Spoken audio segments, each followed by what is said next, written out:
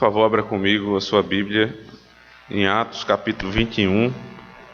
Nós encerramos na semana passada a exposição de Atos 20. E agora, primeira sessão do capítulo 21, dos versos 1 até o verso 16. Acabou que saiu no boletim de 1 a 17, mas na verdade é 1 a 16. Diz assim o texto sagrado: Depois de nos apartarmos, fizemo-nos à vela e, correndo em direitura, chegamos a Cós, no dia seguinte a Rodes e dali a Pátara. Achando um navio que ia para a Fenícia, embarcamos nele, seguindo viagem.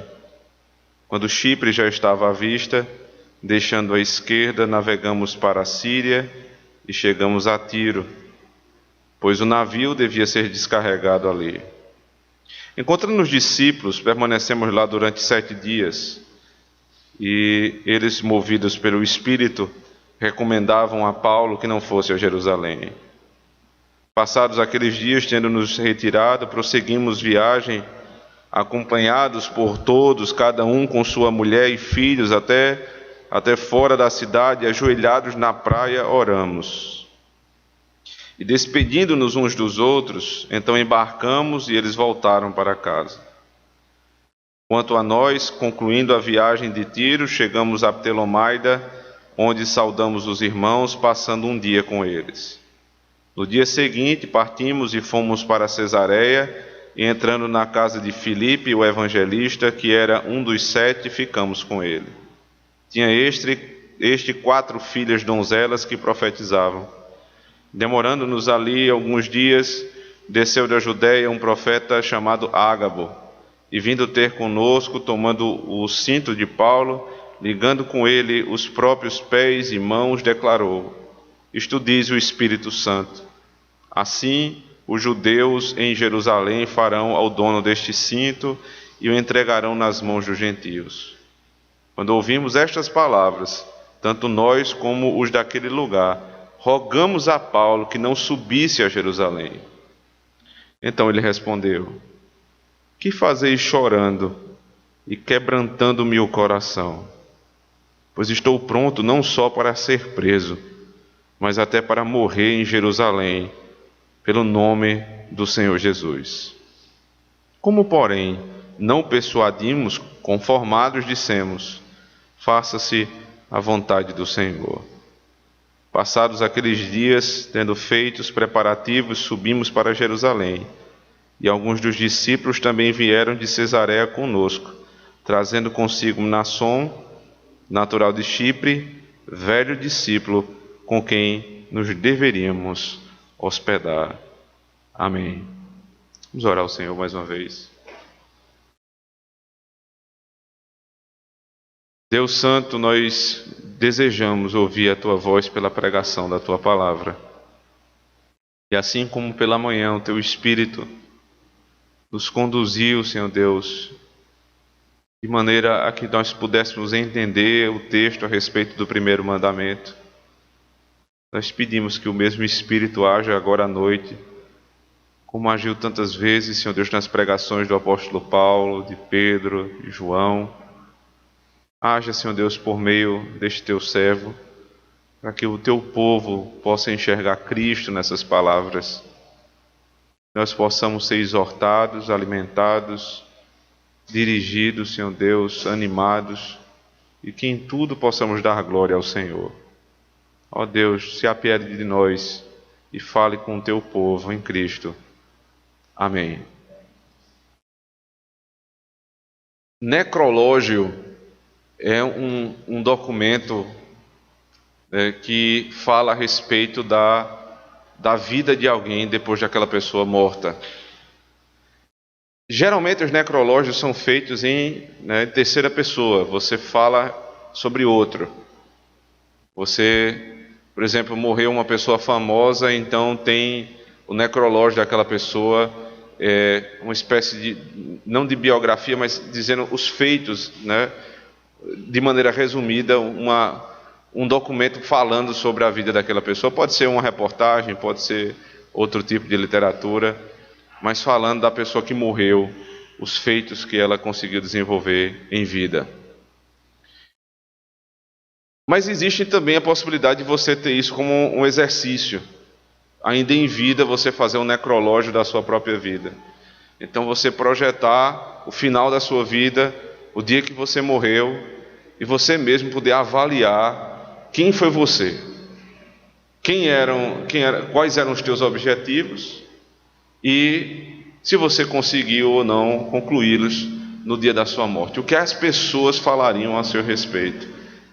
Você vai fazer assim, então o seu necrológio próprio vai falar a respeito daquilo que você viveu. O apóstolo Paulo, ele tinha certamente metas, objetivos a cumprir, ele tinha dificuldades, circunstâncias que iriam impedi-lo ou não de cumprir, mas ele era governado por aquilo que ele queria no dia da sua morte. O medo da morte nunca foi um problema para o apóstolo Paulo. Ele fala muitas vezes a respeito da morte, do ministério. Ele nunca teve medo da morte. Mas ele tinha um desejo muito grande de cumprir a missão que ele tinha e de que as pessoas que viessem depois dele falassem a respeito, não dele como pessoa, mas do ministério dele, como alguém que cumpriu exatamente, cabalmente a sua missão. Diferentemente do que temos visto hoje, uma guerra de biografias, onde as pessoas entram e saem dos maiores postos da nossa nação e sempre querem deixar uma biografia pensando muito mais em si do que na própria nação. O apóstolo Paulo pensava no coletivo, pensava no reino, pensava no que ele iria deixar de legado para o reino de Deus.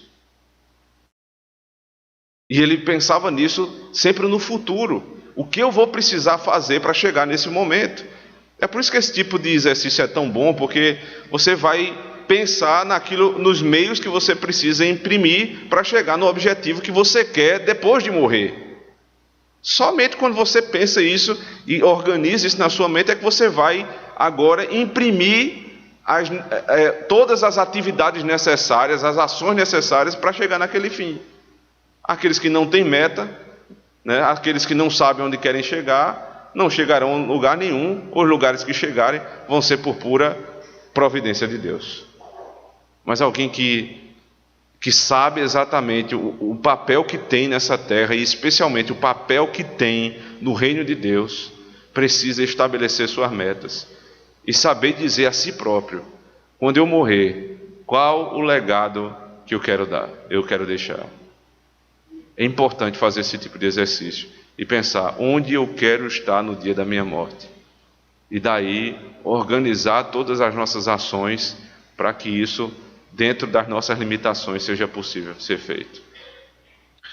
Capítulo 21, na sua primeira sessão do livro de Atos, ele basicamente traz uma sequência de cidades, o final da terceira viagem do apóstolo Paulo. Ele já está voltando para Jerusalém. Jerusalém vai ter um papel muito importante aqui nesse capítulo, porque toda a discussão a respeito de vida ou morte de Paulo tem a ver com Jerusalém.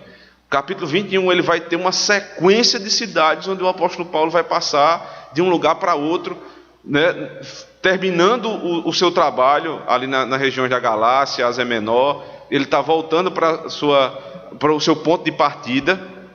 Pela quinta vez ele vai visitar Jerusalém e muitos problemas vão se desenhando. Se vocês lembrarem comigo do texto, do texto passado, já era citado que o apóstolo Paulo ele esperava tribulações, e muitas dificuldades indo para Jerusalém. Veja o verso 22. E agora constrangido, 22 do capítulo 20.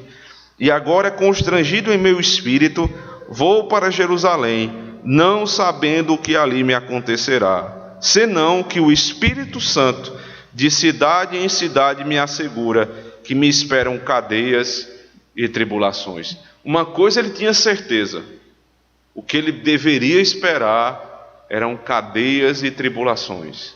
Mas isso não impediu o apóstolo Paulo de continuar, porque ele sabia que todas essas dificuldades e circunstâncias da vida, que pareciam ser todos obstáculos, na verdade concorriam para que o final da vida dele deixasse o legado que ele tanto esperava. Esse é o problema de muitos de nós, porque nós vemos nas circunstâncias sempre empecilhos.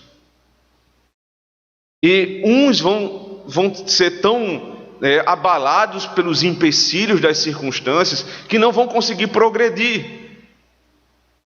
Tem tanta gente que olha para a circunstância que está e vê todas as impossibilidades da vida hoje e diz: é impossível chegar na meta que eu tenho de acordo com a circunstância que eu tenho hoje.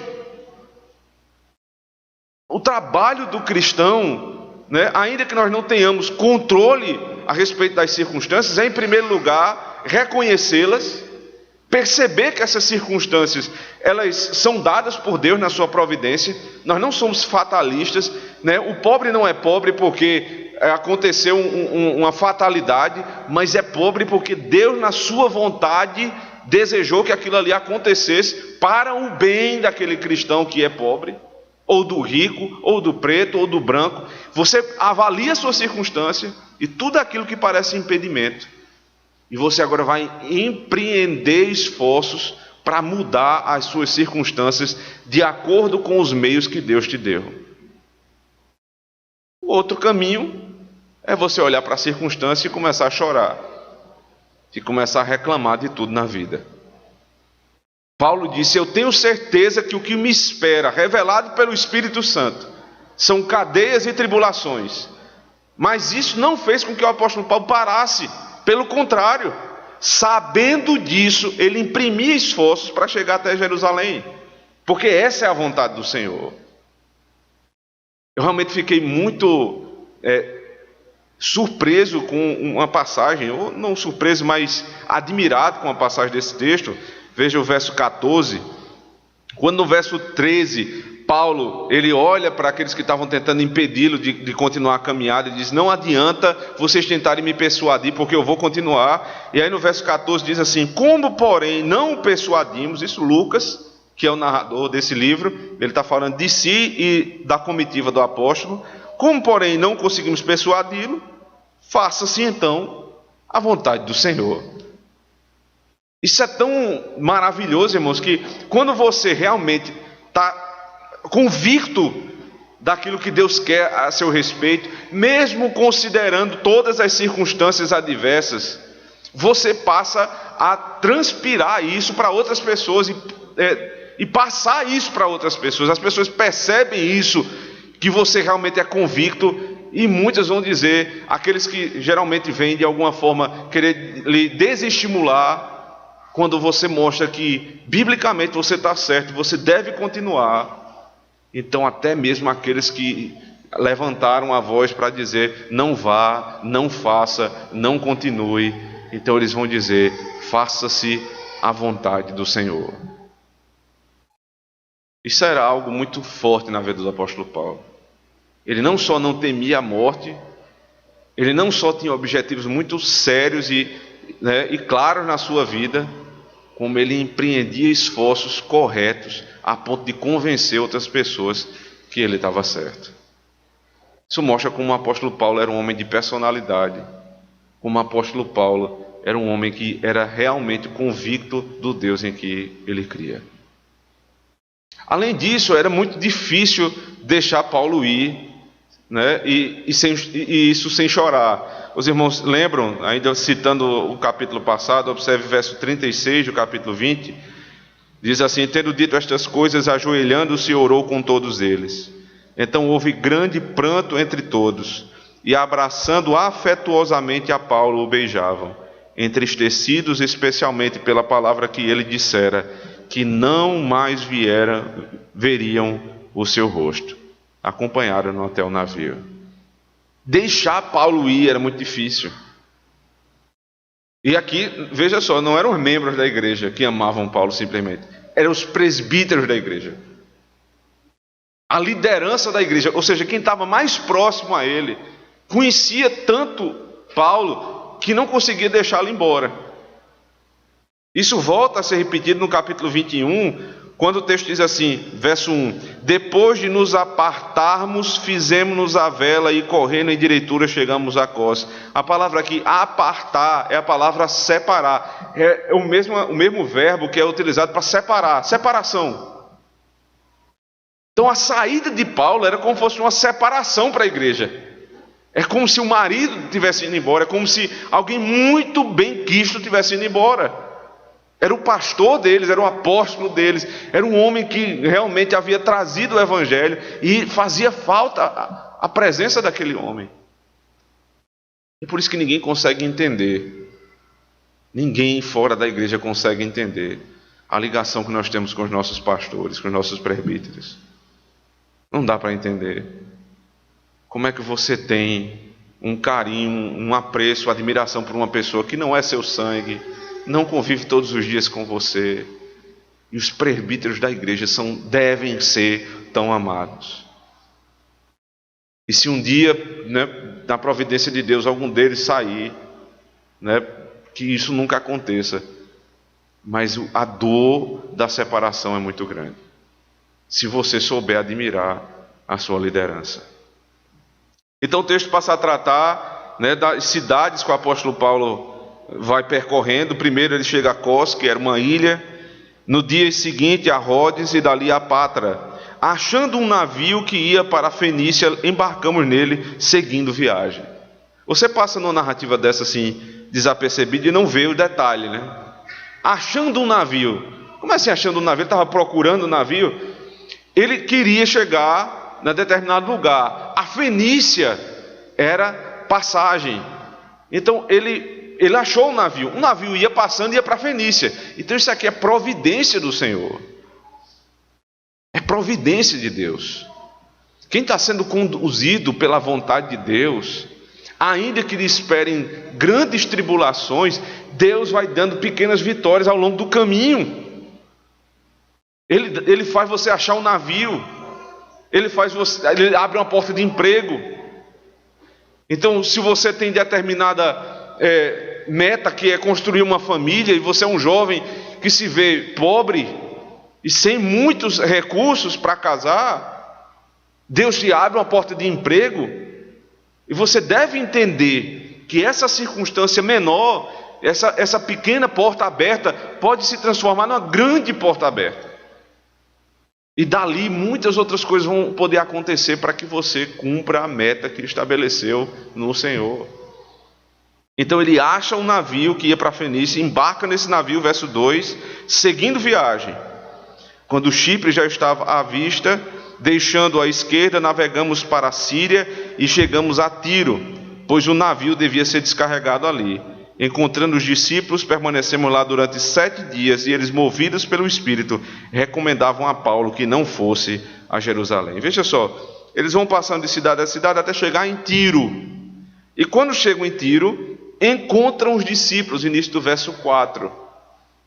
Tiro é uma cidade que ela tem história na Escritura, mas que ela é mais conhecida no Novo Testamento por uma comparação que Jesus Cristo faz lá em Lucas capítulo 10. Por favor, abra comigo, Lucas 10. Lembrando que Lucas é o mesmo autor do livro de Atos, então ele sabe muito bem do que está falando. Lucas 10, verso 12.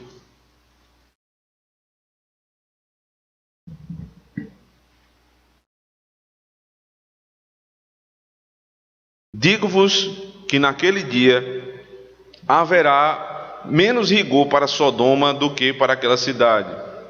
Ai de ti, Corazim, ai de ti, Betsaída, porque se em Tiro e em Sidom se tivessem operado os milagres que em vós se fizeram, há muito que elas se teriam arrependido, assentadas em pano de saco e cinza. Contudo, no juízo haverá menos rigor para Tiro e Sidom do que para vós outras. Isso aqui é uma constatação e uma profecia do Senhor Jesus Cristo. Ele está estabelecendo a comparação entre Corazim e Betsaída, que foram duas cidades narradas aqui no Evangelho, que receberam o Evangelho e receberam muitas bênçãos, muitos milagres aconteceram ali, e mesmo assim eles rejeitaram o Senhor. Cristo aqui no Evangelho está dizendo: se Tiro e Sidom tivessem a mesma oportunidade, certamente eles se converteriam. Então, quando você lê Atos 21 e vê Paulo chegando lá e encontrando discípulos, é porque o que Cristo falou em Lucas 10 aconteceu. O Evangelho chegou até Tiro e eles receberam. Só a título de informação, vejam que há aqui uma consequência para isso. No verso 14, quando ele diz: contudo, no juízo, e veja aqui o juízo com J maiúsculo, haverá menos rigor para Tiro e Sidom do que para vós outras. Um dia eu estava tratando aqui na nossa reunião de oração e doutrina sobre diferentes graus de consequências do pecado e, consequentemente, do inferno. Ou seja, que o inferno ele tem graus de punição, né? Gerou assim, um pouco de celeuma, para que alguém disse assim: onde é que isso tem na Bíblia? O texto que a gente abriu foi justamente esse. Porque o texto claramente está dizendo que, por exemplo, aqueles que rejeitam, que receberam mais Evangelho e rejeitam o Evangelho e blasfemam do Evangelho, esses terão punição pior no inferno, ou seja, é um inferno pior para eles.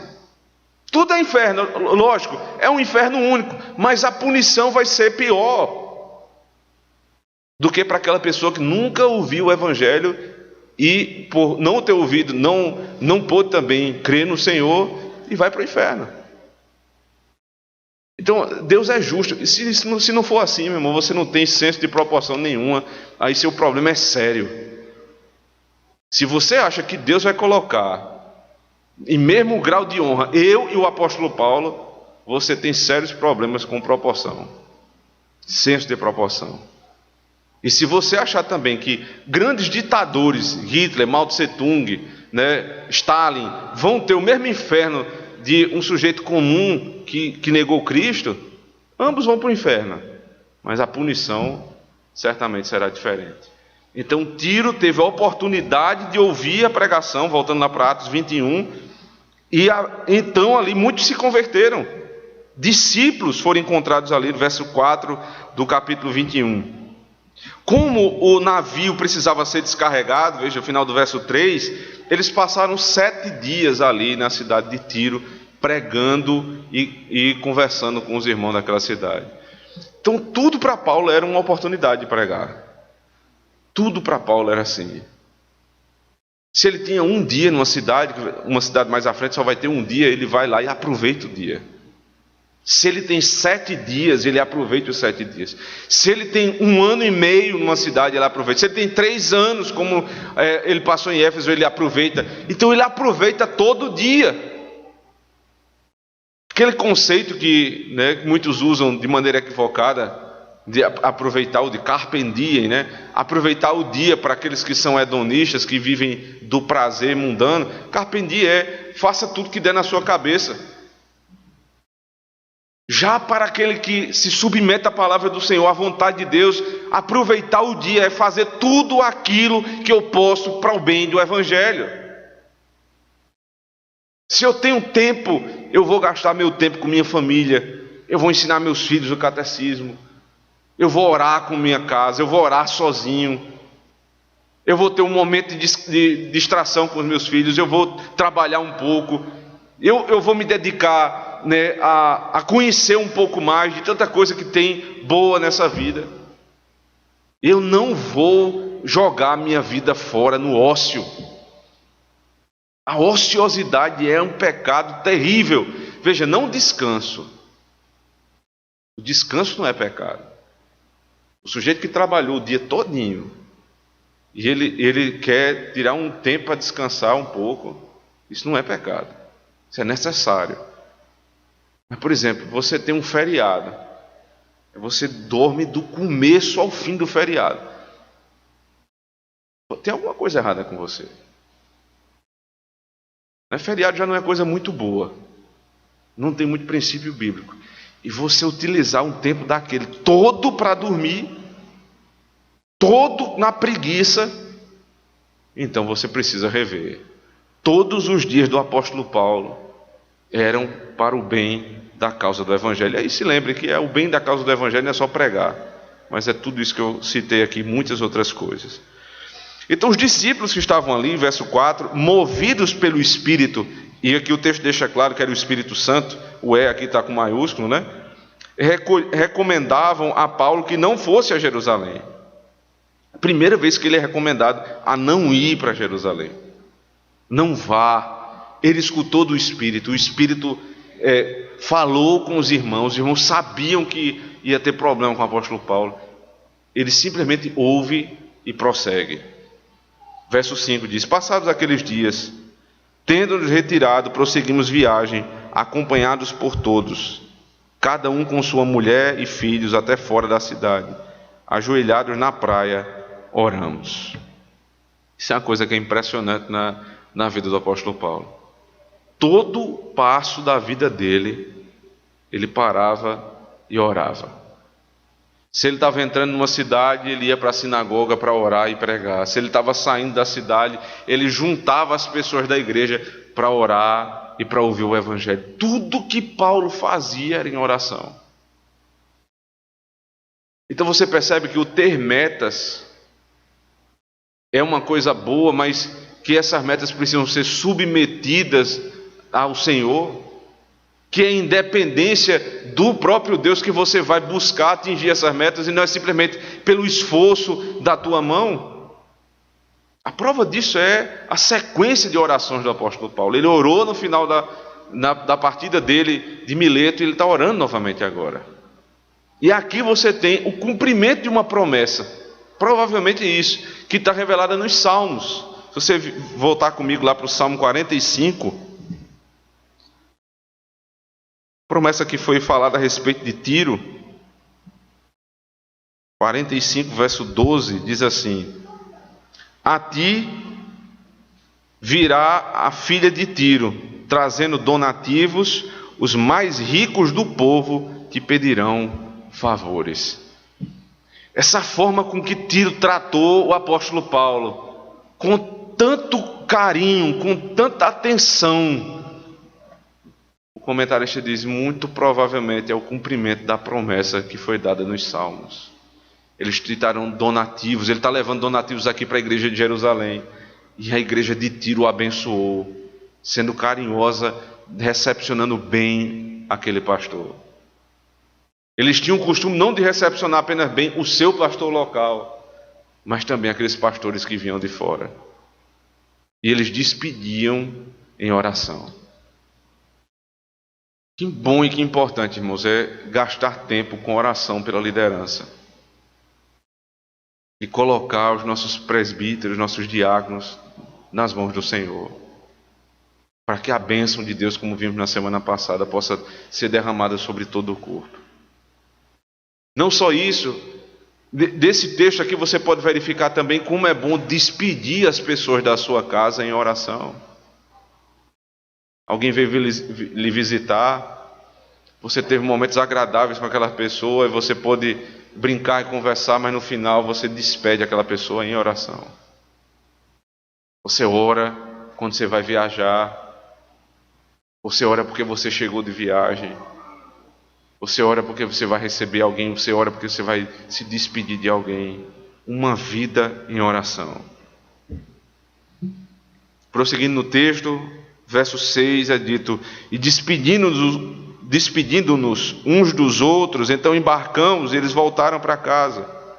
Quanto a nós, concluindo a viagem de Tiro, chegamos a Ptolomaida, onde saudamos os irmãos passando um dia com eles. No dia seguinte partimos e fomos para Cesareia, e entrando na casa de Filipe, o evangelista, que era um dos 7, ficamos com ele. Tinha este 4 filhas donzelas que profetizavam. Demorando-nos ali alguns dias, desceu da Judeia um profeta chamado Ágabo, e vindo ter conosco, tomando o cinto de Paulo, ligando com ele os próprios pés e mãos, declarou: isto diz o Espírito Santo, assim os judeus em Jerusalém farão ao dono deste cinto e entregarão nas mãos dos gentios. Agora entrou o elemento aqui, profecia, né? Primeiro, Paulo chega a Cesareia e vai para a casa de Filipe. E aqui Lucas, que narrou a ordenação dos diáconos, E não somente isso, a escolha dos diáconos lá em Atos 6, especialmente citando Filipe no verso 5, ele agora retoma, né, Filipe, um dos 7, ou seja, um dos 7 que foram escolhidos lá em Atos 6. Filipe era diácono, mas ele tinha uma ligação aqui com a profecia. As filhas deles eram profetisas, lembre-se, porque Filipe também tinha o ministério da palavra, como em Atos 8 ele era evangelista.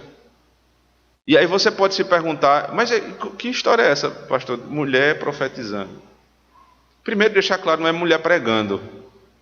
Existe um caráter muito distinto entre profecia e pregação. Existem elementos da profecia na pregação, sim, mas a profecia não é pregação.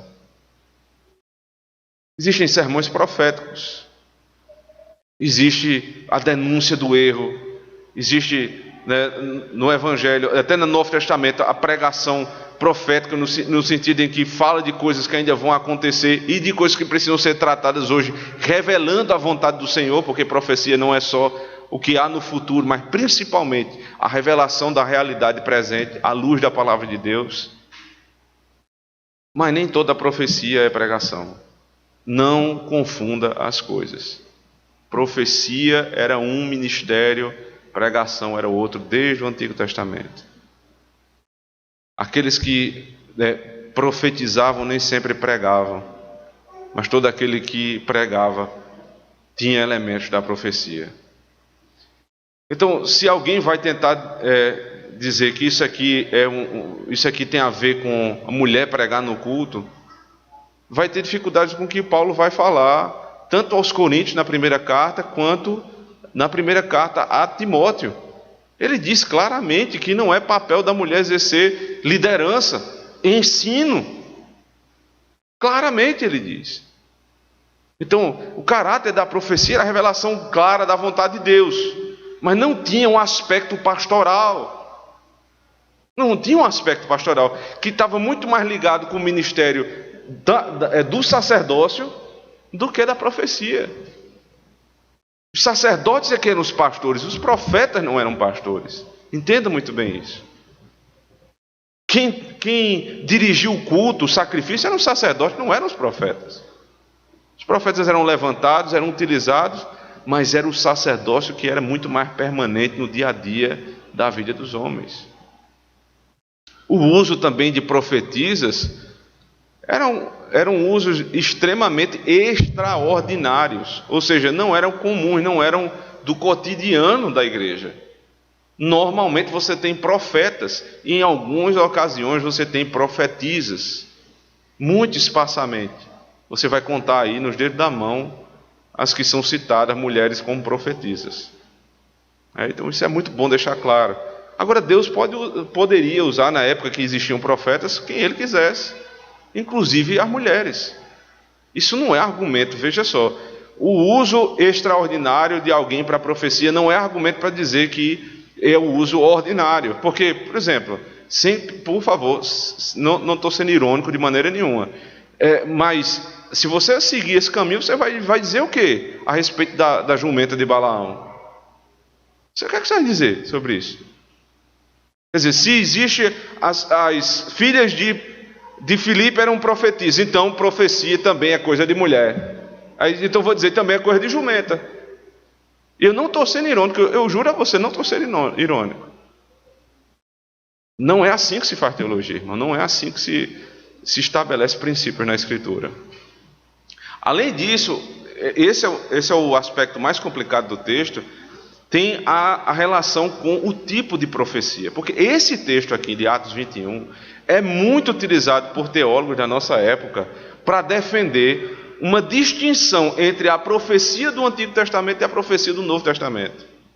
Porque eles vão dizer, por exemplo, Gruden, que é um excelente teólogo, né, muitas vezes mais competente do que eu, muitas vezes, mas ele peca nisso aqui. Ele vai dizer que aqui você tem a profecia com possibilidade de erro. Veja que coisa louca, né? Que coisa louca. Olha as palavras que são utilizadas aqui. Verso 11: E vindo ter conosco, tomando o cinto de Paulo, ligando ele com os próprios pés e mãos, declarou: Isto diz o Espírito Santo.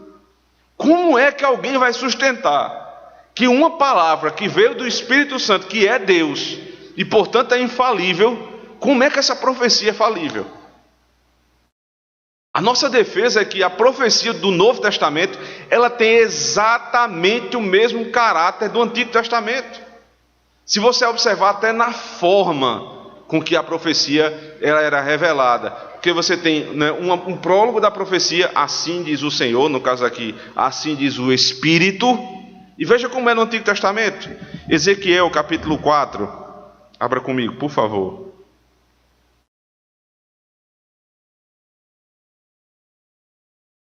Ezequiel 4, verso 1.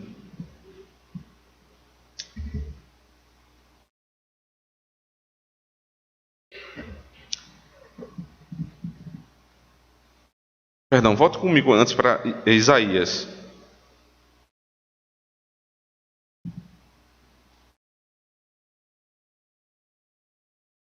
Capítulo 1, verso 10. Ouvi a palavra do Senhor, vós príncipes de Sodoma. O que vocês vão ouvir que sai da minha boca é a palavra do Senhor. Não é a palavra de Isaías, é a palavra do próprio Deus. E essa expressão ela é marcada no Antigo Testamento. Assim diz o Senhor, que é muito semelhante àquilo que está lá em Atos 21. Assim diz o Espírito Santo, que não há contradição nenhuma entre o Senhor e o Espírito Santo, né? Tudo isso tem a ver com o Deus triuno que nós cremos. Se a gente for pensar no conteúdo, né? Lembrando lá de Atos 21, o conteúdo que foi revelado lá era que Ágabo, um profeta que foi trazido até o apóstolo Paulo, ele pegou um cinto do apóstolo, um cinto não devia ser muito pequeno, né? Porque ele amarrou as mãos e os pés com esse cinto, e disse que aquilo que ele estava fazendo aconteceria também com o apóstolo chegando a Jerusalém. Ele seria preso. Ele foi encenando isso. Se você ler Oséias, o fato de Oséias ter casado com uma prostituta nada mais era do que uma encenação a respeito da relação de Deus com Israel. A prostituição do povo estava sendo encenada ali. E o caráter amoroso de Deus buscando a sua esposa e trazendo um prostíbulo. Isaías capítulo 20, quando Isaías é requerido dele por Deus que ele andasse nu por 3 anos, porque naquele período Israel tinha feito uma espécie de tratado ali de paz com o Egito e Etiópia contra os assírios. Eles estavam com tanto medo dos assírios invadirem Israel, que fizeram esse tratado e começaram a crer que por conta desse tratado de paz, a Síria não iria invadir. Então, Isaías sai por um certo tempo, 3 anos, andando sem roupa, no meio de Israel, para mostrar o que os assírios fariam com esse tratado. Iriam deixar todos nus e envergonhados, por conta da idolatria que eles tinham consigo próprios. Então, essa forma de encenar, eu podia citar o texto que eu citei aqui, acabei não lendo, Ezequiel capítulo 4, verso 1, você pode ir lá depois e conferir. Sempre a encenação profética era algo muito comum. Os atos proféticos que foram deturpados ultimamente, e as pessoas fazem atos proféticos sem sentido bíblico. Aqui não, aqui você tem uma encenação para mostrar uma realidade a respeito da profecia. E essa profecia aqui de Atos 21 se cumpre. Veja comigo, ainda no livro de Atos, Atos 28, o último capítulo do livro, verso 17.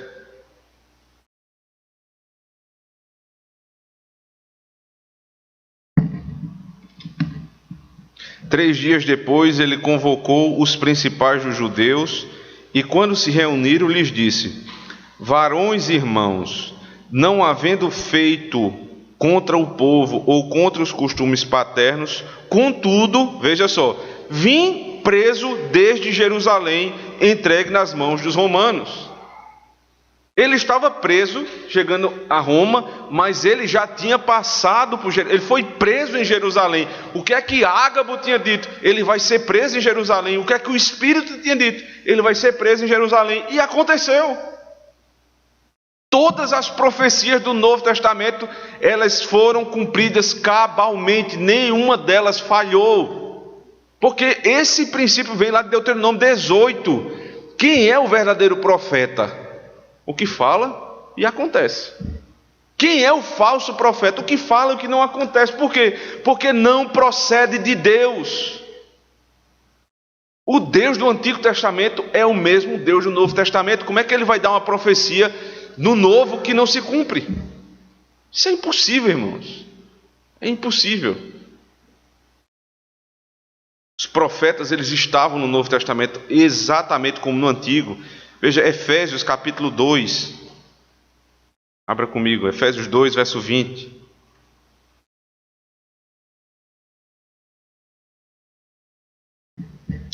Edificado sobre o fundamento dos apóstolos e profetas, sendo ele mesmo Cristo a pedra angular. Então, esse pessoal que defende que a profecia é distinta, ele está dizendo aqui, veja só, apóstolos e profetas estão aqui, Antigo e Novo Testamento. Não pode ser assim. Porque se na nossa língua a sequência de palavras ela já fala um pouco sobre a cronologia, no grego muito mais. O grego, a estrutura de uma frase, às vezes ele coloca, né, nós nunca poderíamos fazer isso em português, mas ele coloca que está o que é mais importante no começo. Quebra toda a estrutura de leitura nossa. Para eles isso é muito normal, porque o começo é o que é mais importante, é a sequência. Aí aqui ele diz, apóstolo e profeta. Se fosse do antigo para o novo, era profeta e apóstolo, e não apóstolo e profeta. É porque ele está falando aqui apóstolos e profetas do Novo Testamento. É assim que a igreja estava sendo fundamentada. Agora, capítulo seguinte, capítulo 3 de Efésios, diz assim, por esta causa eu, Paulo, sou o prisioneiro de Cristo Jesus, por amor de vós, gentios. Se é que tendes ouvido a respeito da dispensação da graça de Deus a mim, confiada para vós outros. Pois, segundo uma revelação, me foi dado a conhecer o mistério, conforme escrevi há pouco, resumidamente. Pelo que, quando ledes, podeis compreender o meu discernimento do mistério de Cristo, o qual, em outras gerações, não foi dado a conhecer aos filhos dos homens, como agora foi revelado aos santos apóstolos e profetas no Espírito. O que é que ele está fazendo comparação aqui? Não é que no Antigo Testamento o Espírito não revelava Cristo, mas não como agora. Então agora, se a gente tiver fazer alguma comparação da profecia do Antigo com a do Novo, é que agora é muito mais claro, não o contrário. O texto está provando que a profecia da nova aliança é mais clara e obviamente verídica, muito mais, não, tanto quanto no Antigo Testamento em termos de veracidade, mas muito mais clara do que na Antiga Aliança. Então não restam dúvidas a respeito da profecia, ela tem o mesmo caráter no Antigo e no Novo Testamento. Agora volte comigo lá para Atos 21, por favor, verso 12. Quando ouvimos estas palavras, tanto nós como os daquele lugar, rogamos a Paulo que não subisse a Jerusalém. Então ele respondeu, que fazeis chorando e quebrantando o meu coração? Pois estou pronto não só para ser preso, mas até para morrer em Jerusalém pelo nome do Senhor Jesus. Como, porém, não persuadimos conformados dissemos, faça-se a vontade do Senhor. Eles começaram a tentar persuadir o apóstolo Paulo de não continuar. Mas esse homem, ele tinha objetivos muito claros na sua vida. E o objetivo final dele estava na morte. Somente na morte ele teria o seu objetivo alcançado. Então, se é para morrer em Jerusalém, que morra. Se o teu objetivo, todos os teus objetivos estão nesse mundo, em coisas muito passageiras, você vai morrer de medo de morrer, né? É redundante, mas é verdadeiro. Você tem tanto medo de morrer que você não faz mais nada, porque todo o teu projeto é aqui. Agora, quando o teu projeto está ligado à própria morte, ou seja, o final da minha missão é a morte, se eu chegar lá, eu cumpri minha missão. Isso é uma perspectiva completamente diferente de vida, que só os crentes podem ter. Os muçulmanos têm de maneira equivocada, porque eles têm no objetivo, né, prazeroso deles de morrer por conta da causa deles e encontrarem 7 virgens, né, na eternidade. Nada mais egoísta do que isso. Nós não temos esse tipo de objetivo. O que nós queremos na eternidade é encontrar o nosso Senhor dando bom testemunho da nossa vida. O nosso necrológio, quem vai escrever é Cristo, não nós mesmos. O documento que vai falar sobre a tua vida, quem tem que dar testemunho é Ele. Todo o teu trabalho é cumprir a missão que Ele te deu, em vida e até a morte. Eu estou pronto não só para ser preso, mas para morrer por conta de Jesus Cristo. Quem de nós poderia dizer isso? Quem de nós poderia dizer, eu estou pronto para ser preso? Numa época de tantas ameaças de prisão, quem teria coragem de dizer, eu estou pronto a ser preso? Quanto mais morrer por conta do Evangelho. Então, verso 15 diz assim: passados aqueles dias, tendo feito os preparativos, subimos para Jerusalém. E alguns dos discípulos também vieram de Cesareia conosco, trazendo consigo Mnason, natural de Chipre, velho discípulo com quem nos deveríamos hospedar. Um velho discípulo que eles encontraram em Cesareia. É muito importante começar a vida cristã o mais rápido possível. Quanto jovem você já se dispôs para o Evangelho. Mas é muito mais importante você chegar a ser um velho discípulo do Evangelho. Tenha cuidado na sua vida. Não é porque você está bem hoje que você vai terminar bem. É preciso sempre lembrar daquele objetivo inicial que foi proposto quando você se converteu, que é perseverar até a morte. Você provavelmente nunca ouviu falar do nome desse homem, Mnason. Primeira vez que você deve estar ouvindo falar dele. Mas ele teve um nome registrado na palavra de Deus para dizer, era um velho discípulo de Cristo. Um velho discípulo de Cristo. Ele foi fiel até a morte. Então você pode perceber como os discípulos de Cristo são parecidos com ele. Quantas vezes Cristo disse de si próprio, eu estou indo para Jerusalém e lá vão me prender e vão me matar. E ele não desistiu. Paulo disse, eu estou pronto não só para ser preso, mas para ser morto. Paulo fala sobre Cristo na carta aos Filipenses que ele foi fiel não só em vida, mas até a morte e morte de cruz. O texto diz, Mnason era um homem velho, velho discípulo, e foi com Cristo até a morte. Eu espero que quando você parar para fazer esse exercício, pensando em quem você quer ser lembrado, ou como você quer ser lembrado, não pense, eu quero ser lembrado como o maior profissional da minha profissão, simplesmente. Pode ser um dos objetivos como consequência. Mas que eu seja lembrado como um velho discípulo de Cristo. Como alguém que estava disposto não somente a ser preso, mas ser morto por conta do Evangelho. Se você colocar isso como seus objetivos e você um dia, né, da sua morte, as pessoas dizendo isso sobre você, sendo isso verdadeiro, você ganhou sua vida. Lembre-se, Aquele que quer ganhar a sua vida, perdê-la. Mas o que perder a sua vida por Cristo, o que dedicar a sua vida a Cristo, esse ganhou a vida, esse achou a vida. Amém. Vamos ficar de pé, irmãos. Vamos orar ao nosso Senhor e em seguida nós vamos cantar o Salmo 142. Ó Santo Deus, ensina-nos, Senhor, a buscar um bom testemunho nessa vida.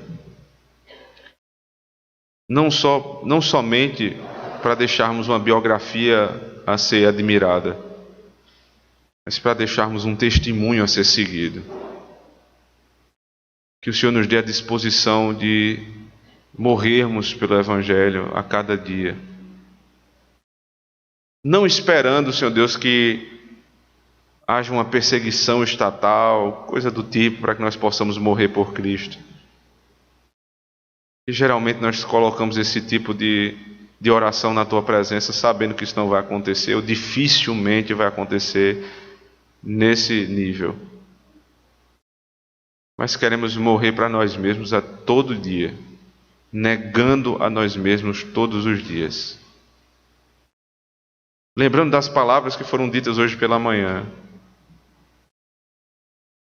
Nem todo cristão foi vocacionado e chamado para ser mártir em ação, mas todos foram chamados em resolução. Nos ajuda, assim como Paulo e principalmente como Cristo, a negar as nossas vontades para fazer a Tua vontade, Senhor. Em Cristo nós oramos. Amém.